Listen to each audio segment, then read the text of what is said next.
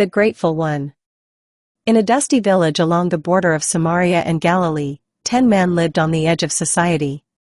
Their bodies bore the marks of leprosy, scars, missing fingers, discolored skin, and worse still, they carried the weight of rejection. Their families avoided them. Their neighbors avoided them. Even strangers crossed the road to stay away. To survive, they formed a small community outside the city gates, bound not by family or background, but by suffering. Each day, they sat in the shade of a stunted tree, watching the world pass by, whispering prayers only heaven could hear. One day, the air changed. There were whispers among travelers on the road, Jesus of Nazareth is coming. The healer. The teacher. The one who speaks with power. The 10 men stirred. Hope, long buried beneath pain and despair, flickered in their hearts.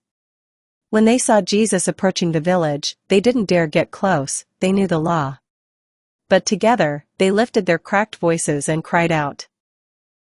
Jesus, Master, have mercy on us. Jesus stopped. His gaze met theirs, not with fear, not with disgust, but with compassion. He didn't touch them. He didn't speak words of healing. He simply said, "Go, show yourselves to the priests." The 10 looked at each other, confused. The law required that healed lepers go to the priest for confirmation. But they were still sick, nothing had changed. Still, they obeyed. Step by step, they moved toward the city. And then, something miraculous happened. As they walked, the leprosy vanished. Fingers were restored.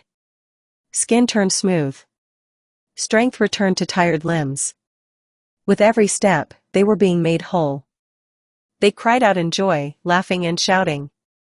9 of them ran ahead, eager to reach the priests, to return to their homes, to begin life anew. But one man stopped. He was a Samaritan, a foreigner. His people and the Jews rarely spoke.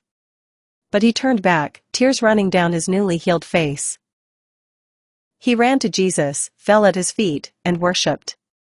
"Thank you," he whispered, voice choked with emotion. "Thank you, Lord."